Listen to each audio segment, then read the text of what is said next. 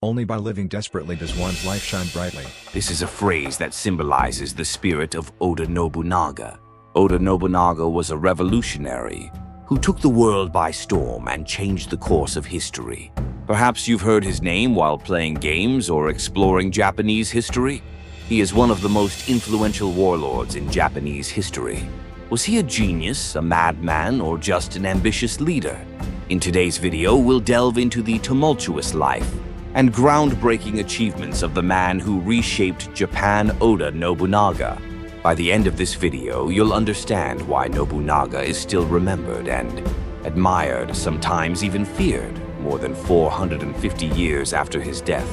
We'll also explore how his revolutionary policies continue to influence modern Japanese society. Let's start by briefly explaining the period in which Nobunaga lived, the Sengoku period. The Sengoku period was a time when Japan was divided into many competing factions, lasting from around 1467 to 1603, about 140 years in total. To give you a clear picture, imagine something like the popular TV drama Game of Thrones, where numerous rulers fought for the ultimate seat of power in a chaotic era. At that time, Japan was not a unified nation as it is today, but was divided into many small territories. Each of these territories was ruled by a daimyo. A daimyo was a feudal lord who controlled large lands and had many retainers, similar to medieval European nobles or dukes. For example, you might think of the House of York or the House of Lancaster in England, or the Duke of Burgundy in France, each with their own armies and power base. Japan originally had a supreme commander called the shogun. The shogun was a military leader appointed by the emperor, responsible for governing the country. To give you a Western comparison, you can think of the shogun as similar to the emperor of the Holy Roman Empire. However, during the Sengoku period, the shogun's authority weakened significantly, and the daimyos across the country began to expand their own power and ruled their lands independently. At the top of Japan's social structure stood the samurai. Samurai were professional warriors, much like medieval European knights. They always carried swords, swore loyalty to their lords, and lived by their own code of honor called Bushido. Bushido is very similar to the chivalric code of knights in Europe, emphasizing values like courage, loyalty, and honor. If you look at a map of Japan during the Sengoku period, you'll see that the archipelago stretched long from north to south and was divided into more than 100 small nations. To help you picture it, think of Italy before its unification, when it was made up of many city-states, or Germany, when it was still split into many small principalities. These small nations were constantly at war with each other, and in this chaotic time, a unique young man stepped onto the stage of history. His name was Oda Nobunaga. He rose from being the son of a regional daimyo to becoming a revolutionary leader, aiming to rule all of Japan. Let's also take a quick look at the geographical stage, where Nobunaga's battles unfolded. Japan consists of 4 major islands, and Nobunaga was active, mainly in the central part of the largest island, Honshu. Honshu is home to major cities like Tokyo, Kyoto, and Osaka. It was in this region that Nobunaga gradually expanded his power. So how's it going so far? Are you starting to get a clearer image of what kind of turbulent era the Sengoku period was? It was a time that was just waiting for someone like Nobunaga to appear. Oda Nobunaga was born in 1534 in Owari Province. Owari Province corresponds to what is today the area around Nagoya City in Aichi Prefecture. Nagoya is now Japan's 4th largest city and is well known as the headquarters of Toyota Motor Corporation. In other words, Nobunaga grew up in what is now one of Japan's industrial heartlands. His father, Oda Nobuhide, was a powerful daimyo in Owari, but on a national scale, Owari was not considered a major force. To draw a comparison, it's like being born into the family of a state governor in one of America's smaller states during the country's early years. As a young man, Nobunaga was famously nicknamed the Fool of Owari. This term meant he was seen as an oddball or a clown by those around him. In today's terms, you might describe him as an eccentric or a nonconformist. He was much like the bold innovators of Silicon Valley. Today, someone who acted outside the established norms and wasn't afraid to challenge tradition. There are many stories about his unusual behavior. For instance, it is said that at his father's funeral, he shockingly threw ceremonial incense instead of offering it properly. He also preferred flashy and unconventional clothing, rather than the traditional attire expected of a nobleman. In Western terms, it's like showing up at a royal funeral, dressed like a punk rocker. But while he seemed merely a troublemaker, many believe his unconventional behavior reflected a deep-seated desire to challenge outdated customs and authority. In 1551, after the death of his father, Nobunaga inherited leadership of the Oda clan. However, his strange actions caused many of his retainers to resist his leadership. People likely thought, how can we follow such a weirdo? Yet Nobunaga cleverly gathered loyal followers and systematically eliminated those who opposed him. One of his distinctive traits was his meritocratic approach. He valued talent and ability over family ties.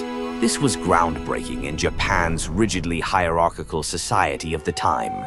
In 1560, a pivotal event took place that would forever change Nobunaga's fate: the Battle of Okehazama.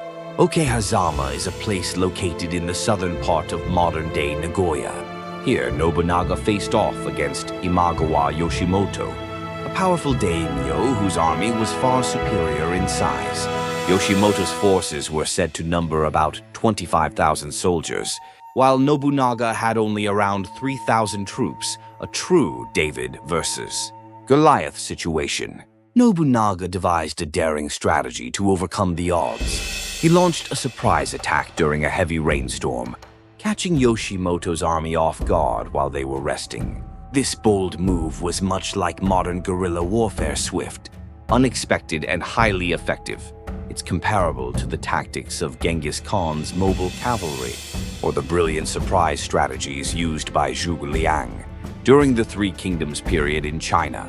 Thanks to this audacious ambush, Nobunaga achieved a stunning victory, and Imagawa Yoshimoto was killed in battle. This triumph made Nobunaga's name famous across Japan almost overnight.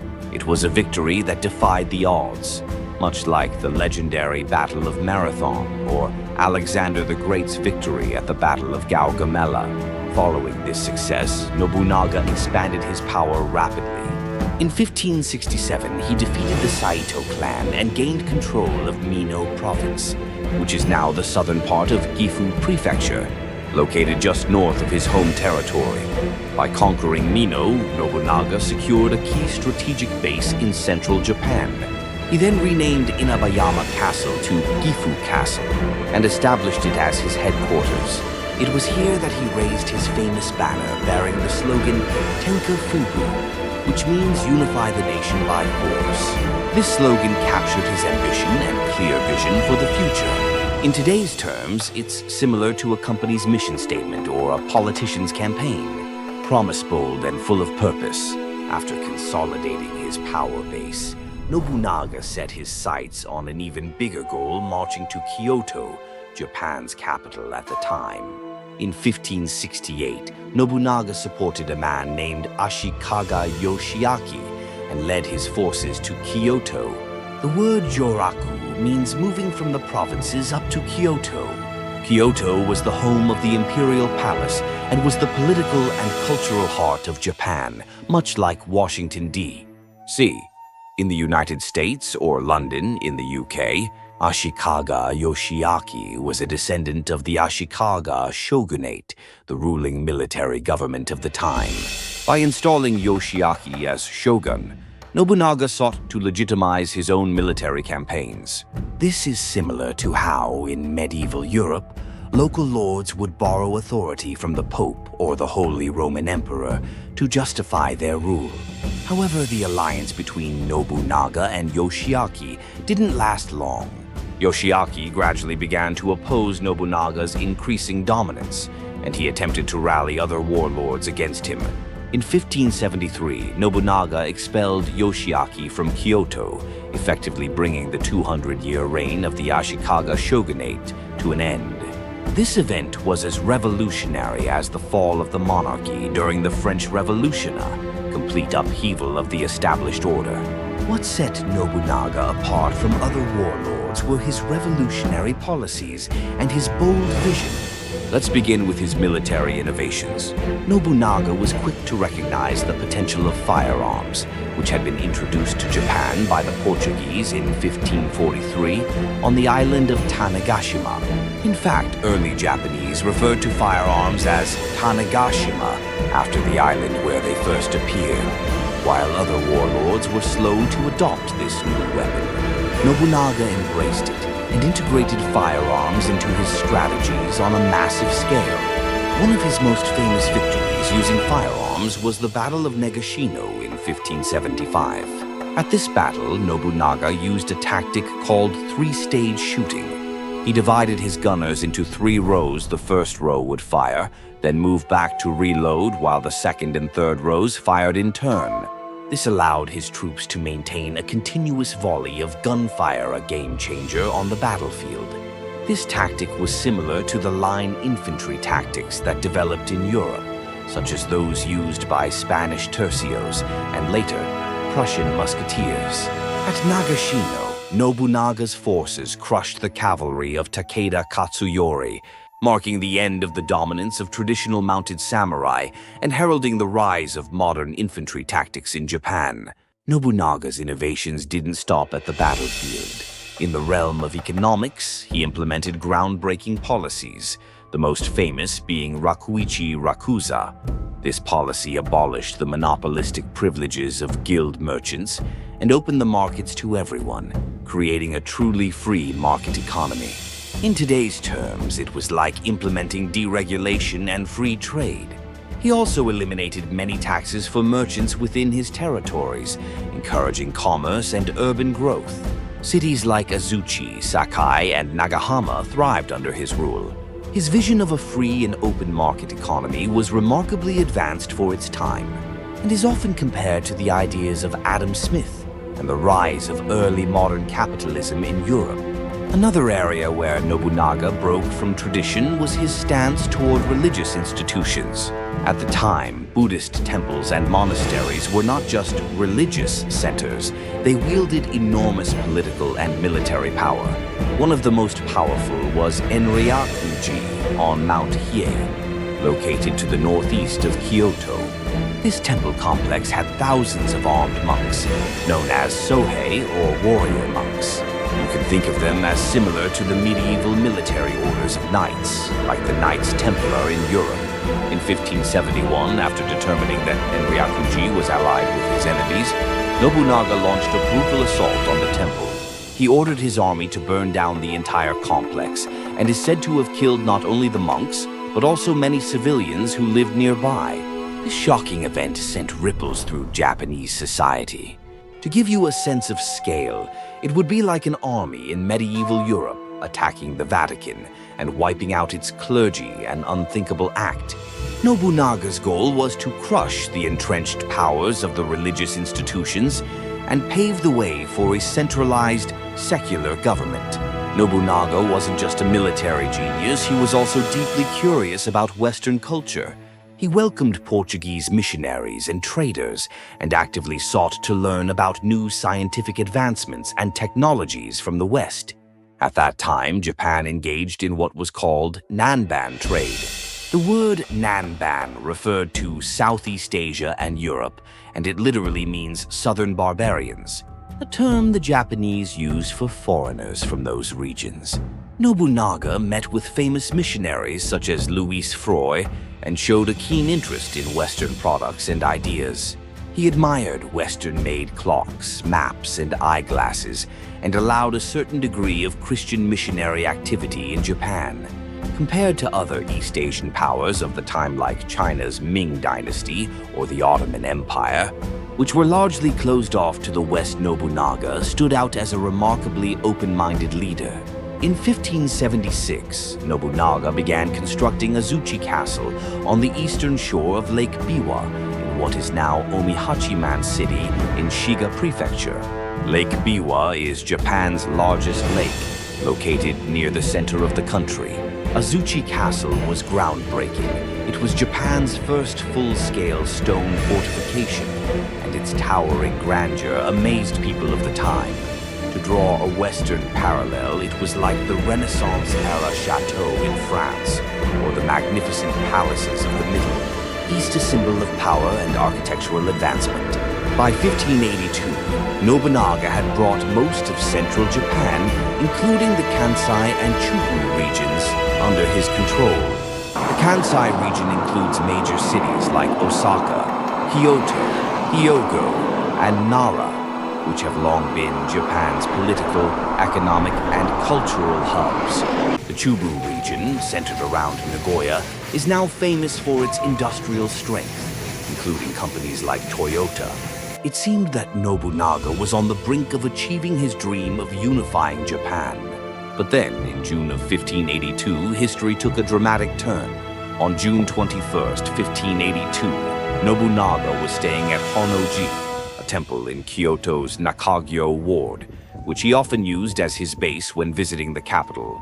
That night, one of his trusted generals, Akechi Mitsuhide, suddenly turned against him.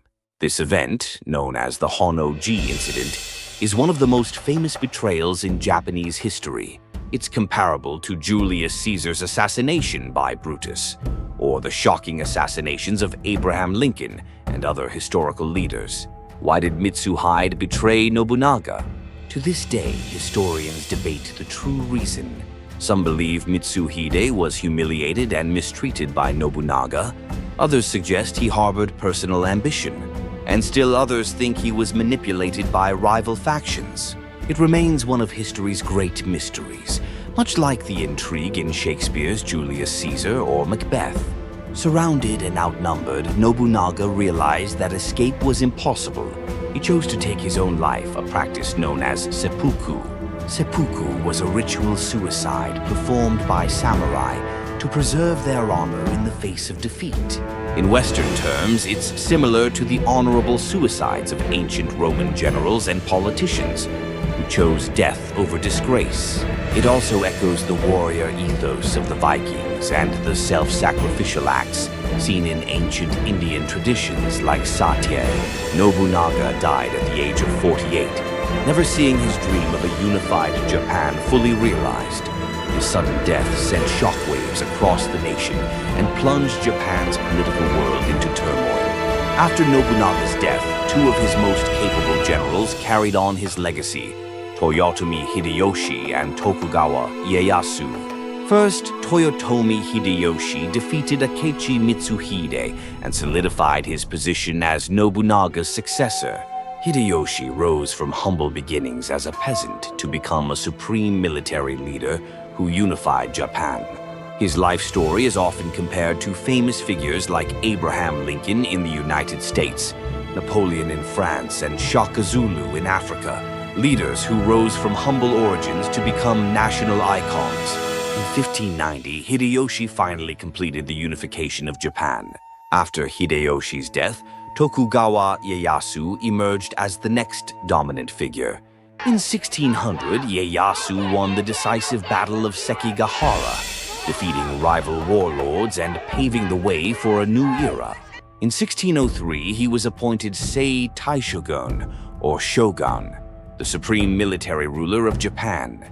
He established his government, known as the Tokugawa shogunate, in modern-day Tokyo. This marked the beginning of the Edo period, which lasted for about 260 years and is remembered as one of Japan's longest and most stable eras. Looking at the big picture, Nobunaga began the unification of Japan, Hideyoshi completed it, and Ieyasu created a long-lasting system of governance. Their relationship is often compared to the stages of the French Revolution and its aftermath. Nobunaga as the revolutionary Robespierre, Hideyoshi as the unifier Napoleon, and Ieyasu as the stabilizer Louis XVI. Another useful analogy is American history Nobunaga as George Washington leading the revolution, Hideyoshi as Thomas Jefferson laying the foundations of the state, and Ieyasu as Abraham Lincoln, who solidified and strengthened the nation. The impact Nobunaga had on Japanese history is immeasurable. He destroyed the old feudal order and opened the door to a new era. Modern Japan's centralized state and its thriving commercial economy can trace their roots back to the reforms and policies Nobunaga pioneered. Even today, Nobunaga's influence is deeply embedded in Japanese culture. He appears frequently in novels, films, TV dramas, anime, and video games. A famous example is the video game series Nobunaga's Ambition, which introduces players around the world to the drama of the Sengoku period.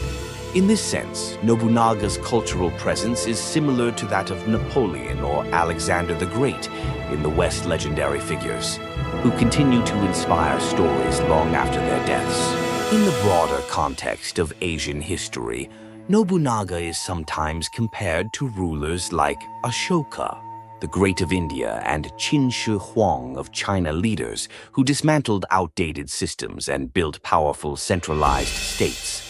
All of them changed the course of their nation's histories through bold reforms and decisive leadership. For Japanese people, Nobunaga remains a symbol of innovation and transformation.